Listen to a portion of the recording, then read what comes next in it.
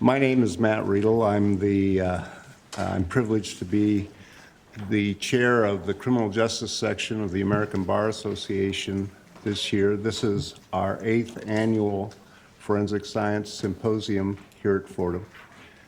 It's always been a great deal of fun, and hopefully you'll find it interesting and perhaps provocative before the end of the day. We expect our first panel is a panel that is focused on aspects of the President's Council of Advisors on Science and Technology Policy report that came out in September of 2016. In 2015, President Barack Obama asked the Council of Advisors on Science and Technology Policy, or PCAST, to consider steps that might be taken beyond those then underway from the National Commission on Forensic Sciences and the Organization for Scientific Area Committees, or OSAC, to help ensure the validity of scientific evidence used in the nation's legal system. PCAST concluded that there were two areas that should be addressed. First, the need for clarity about the scientific standards for validity and reliability of forensic methods. And second, the need to evaluate specific forensic methods to determine whether they have been scientifically established as valid and reliable. Tanya Simoncelli will highlight and provide an overview of the report issued in September of 2016. Tanya Simoncelli is Senior Advisor to the Director and Executive Director of the Count Me In initiative at the Broad Institute of MIT and Harvard. Previously, she served for 2 years as an Assistant Director for Forensic Science and Biomedical Innovation within the White House Office of Science and Technology Policy, and for 3 years as a Special Assistant to FDA Commissioner Margaret Hamburg.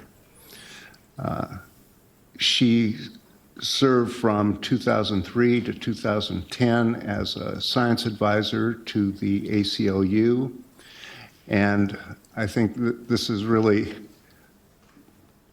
pretty neat. In 2013, she was named by the journal Nature as one of the 10 people who mattered this year for her work in overturning gene patents.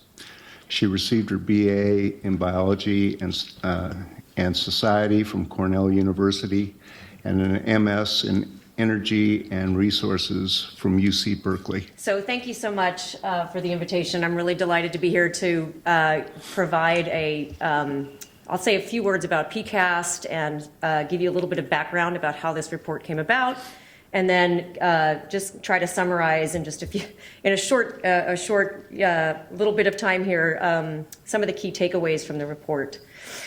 So just to give you a sense for what PCAST is. PCAST is the President's Council of Advisors on Science and Technology. It takes its direction directly from the President and under President Obama.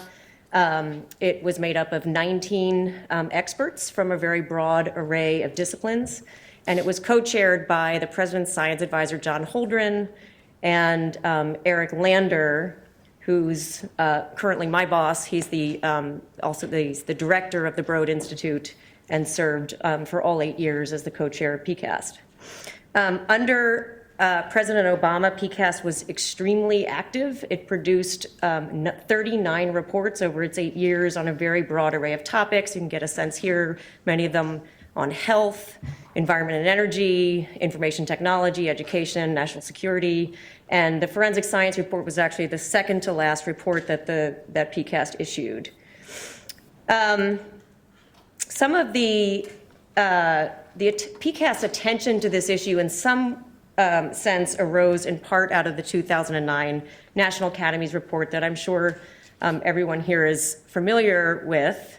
That report found that forensic science really suffers from a number of systemic and pervasive problems, including a lack of peer-reviewed studies establishing scientific validity, and other things like insufficient high-quality research and a high degree of fragmentation. And it called for a national commitment to overhaul the current structure that supports the forensic science community in the country. So in response to that, the Obama administration took a number of steps to strengthen the forensic sciences, including standing up the first ever National Commission on Forensic Science. And then in September, as Matt referenced, of 2015, the president actually asked PCAST what else could be done to strengthen the forensic science disciplines and to ensure the scientific reliability of forensic evidence used in the legal system. So PCAST looked at the NIS report, it looked at some of the other sort of fundamental reports that had been issued over like the last decade, and identified a couple of critical gaps. And one was that they felt that PCAST in particular could opine on and could maybe help to address. And one of those was the need for clarity on the scientific meaning of reliability and validity with respect to forensic methods. So with that, there was some back and forth about framing, what should PCAST do based on that sort of initial analysis. And with that, the process began to develop the report. PCAST spent about a year, a little bit over a year, to develop the report. It did what it always does. It created a working group, which was made up of a subset of the President's Council. It did something more unusual. It created a panel of senior advisors because it recognized it didn't have the legal expertise in-house to think about some of the specific issues, particularly around the intersections of law and science. So it sought advice from a panel of 9 federal judges and 2 law school deans and 1 ex-solicitor general and 2 statisticians. It drew on expertise from the forensic science community, approximately 85 experts that were called in either to present to PCAST or that we had phone calls with. And it solicited public comments. It reviewed over approximately 2,100 scientific papers that were among the lists that were submitted to PCAST as when they asked for advice on they asked for public comment on the sort of foundational literature to support some of the disciplines. And it produced, actually the report it produced was one of the longest produced reports that PCAST actually produced over the 8 years. It was like 173 pages with 399 footnotes, which was quite a challenge for those like me who were actually working to help staff the development of the report. The basic organization scope, there are 10 chapters. The bulk of the analysis is in chapters 3 through 5. That starts off with a discussion of the role of scientific validity in the courts, in particular with respect to admissibility. Chapter 4 then lays out a set of scientific criteria for assessing scientific validity of not all forensic science or all forensic disciplines. Actually, the focus of this report was on a subset of forensic science methods, specifically what PCAST referred to as feature comparison methods, that they defined as methods that aim to determine whether an evidentiary sample is or is not associated with a source sample based on the presence of similar patterns, impressions, features, or characteristics. They wanted to go beyond just pattern-based disciplines because there were other disciplines like trace disciplines that had similar, that had involved similar methods of comparing features. And the reason that they sort of defined this category of things was also because these methods all belong to a broad scientific discipline of metrology, or based on metrology, which is the science of measurement and its application, in this case, measuring and comparing features. And then Chapter 5 actually takes the criteria that they developed for assessing the basic validity of these methods and attempts to apply it to 7 specific methods. And then they have 5 chapters that are dedicated to recommendations and findings. So, 3 main messages of this report. The first is that federal law imposes a threshold requirement that expert testimony may only be admitted to court if it is based on methods that are reliable. This is a legal standard. PCAST didn't invent this standard. This is, I'm sure you all know, this is the Federal Rules of Evidence, Rule 702, which states that, 702C, which specifically that states that testimony must be based on reliable principles and methods. So that's a legal standard. And PCAST did not attempt in any way to opine in its report on the legal standard of admissibility. But what it noted, and this is where it relied heavily on its panel of legal experts, is that in the Supreme Court in Daubert, in interpreting Rule 702, assigned judges the role as gatekeepers and charged them with ensuring that expert testimony rests on reliable foundation, stating that the inquiry envisioned by Rule 702 is a flexible one, but also that its overarching subject is the scientific validity of the principles that underlie a proposed submission. And furthermore, that in a case involving scientific evidence, evidentiary reliability will be based on scientific validity. So PCAST wasn't interested in opining on the legal standard of reliability or legal standard of admissibility. What it sought to do is to provide guidance concerning scientific criteria for scientific validity, the standards that underlie this standard legal requirement in cases involving scientific evidence. And it's a really important distinction because PCAST recognized its role was not to make comments on what should be admissible or not. That is squarely in the role of the courts and specifically the role of judges as gatekeepers. So the second key take-home is that a forensic feature comparison method cannot be established as reliable, scientifically reliable, unless the method itself has been empirically tested to assess its degree of reliability. So what does that mean?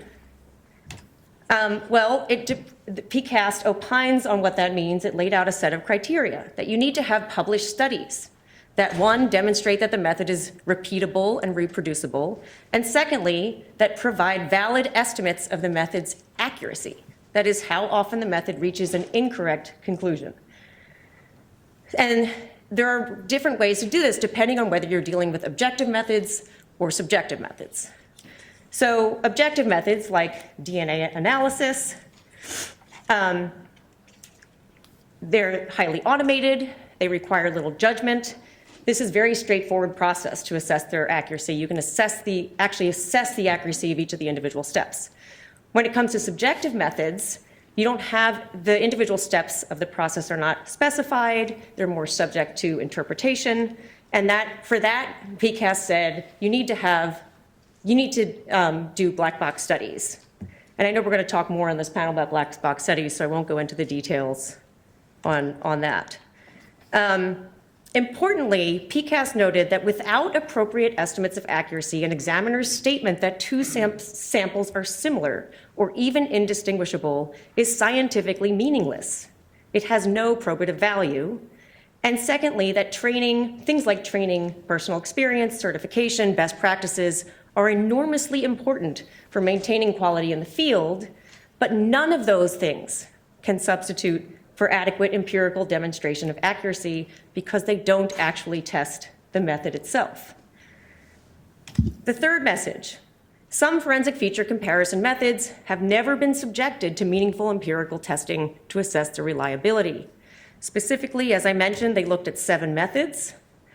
In 2 of the cases, DNA analysis of single source and simple mixture samples and latent print analysis, they found that there were clear empirical tests that established the reliability and validity of those methods. In particular, they pointed out the really great work that the FBI lab had done in latent fingerprints, the black box studies, also the white box studies. But again, the black box studies, those are sort of the threshold requirement for establishing foundational reliability and validity. In 3 cases, bite marks, footwear impression, and hair analysis, PCAST could not find a single study to support that basic threshold requirement. It doesn't mean that there weren't other studies that were good scientific studies. It doesn't mean that there weren't other things in the literature that they thought were really interesting, but there weren't studies to actually establish the foundational validity of the method. For firearms, that one they found very challenging and sort of found to be sort of on the border. There were a lot of really interesting studies. The community had done really thoughtful work in this area, but most of the studies that were in the sort of the black box study type, the PCAST found that they were set up, they took issue with the design of the study. A lot of them were closed set tests so that they didn't come close to mimicking what happened in real world situations, for example. So they found that there was one really good study, and that's David's study. I know he's going to talk about it, but they found that that was actually an excellent study, but it hadn't been published yet at the time, and David can update us if it is now published, and they felt that there should be at least one additional study to confirm that study. Finally, DNA mixtures. There's difficulty in interpreting mixtures, obviously, dependent on the number of contributors in the mixture, the total amount of DNA, the ratio of the minor contributors. And PCAST grappled with this for a while and decided that it appeared to be reliable at this point for 3-person mixtures where the minor contributor constitutes at least 20% of the total mixture. They wanted to be able to say something around this issue, but this was definitely challenging because there are multiple variables that impact the reliability of the method. So just to give you a sense, the report concludes with a broad array of recommendations. First, that certainly there should be more black box studies, particularly in those methods where there haven't been any done in subjective methods, for subjective methods. But more broadly, that NIST should conduct ongoing evaluations because PCAST recognizes that the science is going to change over time. There are going to be more studies done. Somebody should be actually reviewing the literature regularly and assessing and evaluating the validity and reliability of these methods as the science is being done. PCAST obviously can't keep doing that because it was terminated with the end of the administration. But PCAST felt that NIST is the right agency to do that, and that they should also help move methods that are currently subjective to objective, and that's going to require resources and investments. Similarly, there were some other recommendations that NIST should improve the OSAC standards development process. PCAST opined a little bit on that. That OSTP should lead the development of a national research study. That the FBI should undertake various scientific studies and receive increased funding. That the FBI lab had done excellent work in this area, and that there should be more support for the lab to do more of the black box studies. And a couple more things here. The last one I just want to highlight, PCAST recommended that judges should take account of the scientific criteria for scientific validity. Again, PCAST didn't say judges should not admit this evidence or judges should find all these things to be inadmissible. They didn't say anything like that. They merely suggested that judges maybe take account of the scientific criteria that they've laid out in the report. So thank you very much, and I look forward to the discussion. Our next speaker is Alice Eisenberg. Dr. Alice Eisenberg currently serves as Deputy Assistant Director of the FBI Laboratory, managing over 750 employees and performing forensic examinations on a host of different forensic disciplines. She began her career with the FBI in 1998 as a forensic mitochondrial DNA examiner and later became the chief of the mitochondrial DNA unit. She's also served as the section chief of biometrics analysis section in the FBI laboratory, supervising the FBI's DNA and latent print programs. The PCAST report is one of a growing number of reports offering recommendations intended to strengthen or reform forensic science on a macro level. Another force for strengthening forensic science is found in the laboratory accreditation process. And the importance of laboratory accreditation was championed in the National Academy of Sciences 2009 report on forensic science, which specifically identified ISO 17025 as a good model for accreditation for forensic science laboratories. Within that standard is a call within individual laboratories for continuing evaluation of systems and identification opportunities for improvement. Alice Eisenberg, director of the FBI laboratory, is going to now describe for us how that continuing obligation to seek improvement within federal laboratories, and specifically her own laboratory, is playing out.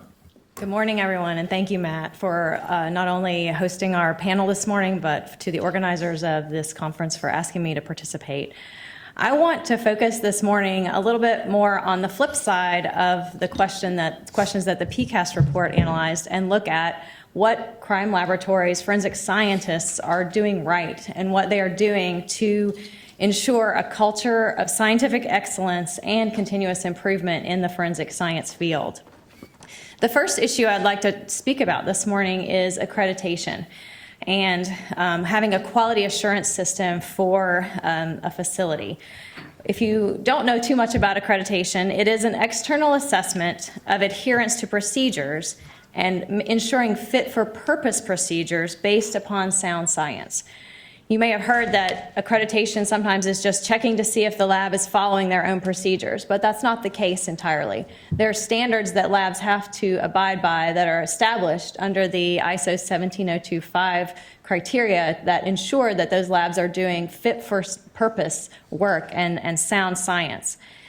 Being accredited ensures that a lab is demonstrating a high level of confidence for their customer in their work product, and provides the community, the whole legal community, the credibility of those laboratories, and gives public confidence to the laboratories in ensuring that they are following quality procedures. What are the sorts of things that these labs have to do to obtain accreditation? They have to have a quality assurance system, and that quality assurance system has to include standard operating procedures that are followed by those laboratories. It has to participate in a proficiency testing program on a regular basis. Every analyst in the lab has to participate in that program, and those tests ensure that that laboratory is obtaining the same results as other labs that are taking these approved tests. A lab has to ensure that their facilities are both secure, to ensure evidence is maintained in proper chain of custody, and ensure that that facility is also fit for purpose. There has to be a training program to ensure that the individuals who are performing this work are performing it in a manner that is acceptable, and that they are experts in performing those tests. They have to ensure that they have proper evidence handling, chain of custody issues. They have to have procedures for writing reports to ensure that those reports are written in a manner that is acceptable, that meets scientific standards, and that is conveyed in a way that is easy to understand, hopefully, for the layperson. Also, there is a requirement for testimony monitoring, and this is an important aspect of accreditation. Every lab has to have a procedure for monitoring testimony of their employees.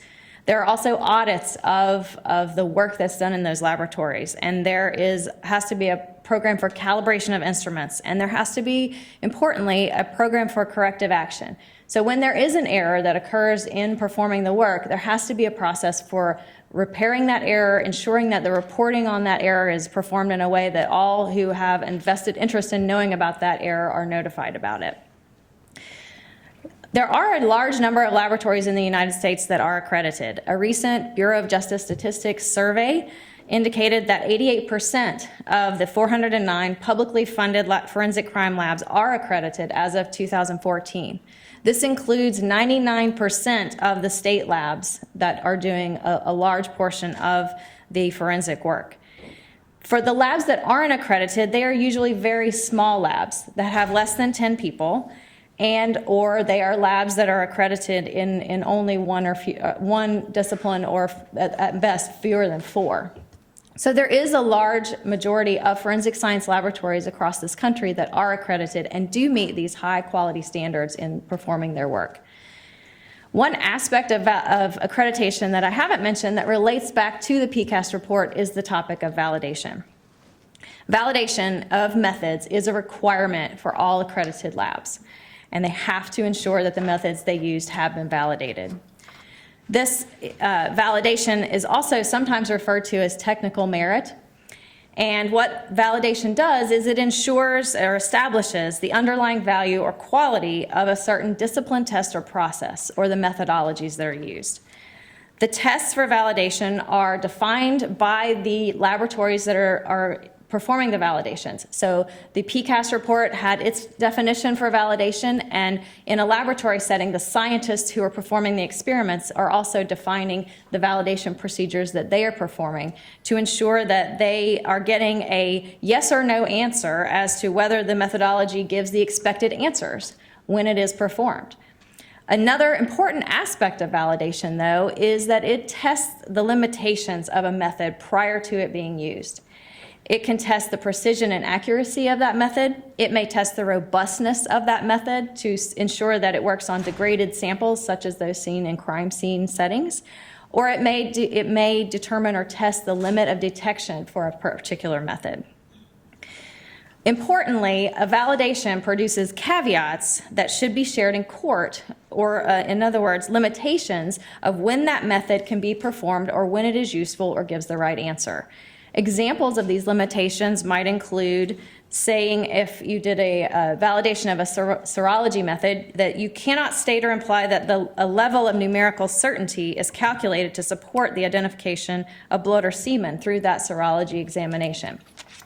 Another example of a limitation in perhaps toxicology discipline is to say that this particular methodology does not allow you, based on the validation, to report or state the dose of a drug or poison that was given based on the analytical findings using that methodology. At the FBI laboratory, our testimony monitoring program requires our analysts to request a transcript for every testimony they perform. And there are requirements that if they don't initially receive those transcripts, because it is sometimes difficult, they have to follow up a certain number of times to ensure that they've done everything they can to attempt to get those transcripts. What we have done with our validation studies and with the body of scientific literature that exists in peer-reviewed journals is to establish approved standards for scientific testimony and reports in our laboratory. These policies or procedures essentially instruct our examiners what they can or cannot say about a particular test they have performed in the laboratory. We then link that back up to the testimony monitoring program when the transcripts come back to us from various testimonies and review those transcripts to ensure that the examiners have abided by the standards that we have established in the laboratory for the limits of what can be said about a particular methodology that's been performed. I want to reiterate a little bit of what Tanya mentioned and say that it is problematic when the validation of methods used by a scientist to test the limitations of methodologies is confused with the legal standard for scientific validity related to admissibility. They are very different and they should not be confused. When looking at the validity of a discipline and the overarching scientific merit of a discipline, the entire body of research and testing that has been performed and published needs to go to support that legal scientific validity inquiry or lack thereof, not just one single test, not just one single study. Turning now, I want to also focus on research, because that's another area where laboratories in the forensic science community are looking to continuously improve what they are doing and take their work to a new level in helping to provide information to a court. Research can focus on developing new capabilities. It can focus on improving existing capabilities. And in the case of some of the black box, or as we call them at the FBI lab, decision analysis studies, they may be work that is done to defend current and/or future capabilities. Research is very important, and unfortunately, as stated in the PCAST report, there needs to be a greater amount of funding dedicated to this research, because that is how we work to improve forensic science and continuously make it better for and more informative for individual settings where it is used. Currently, the FBI has 60 projects in performing research on the traditional disciplines that are in our setting, which would exclude digital evidence. That is not part of the division where I work. But there are 60 current projects, and they are being performed in collaboration with academia, numerous institutions in academia, to ensure that we are getting perspectives from those outside of the forensic community. We also have a visiting scientist program where we invite faculty, postgraduates, PhD students, master's, bachelor students in to help perform this work and this research, so that we know we are getting outside perspectives, and it is not just a singular perspective that is looking at the work and thinking about how we develop methodologies or examine them.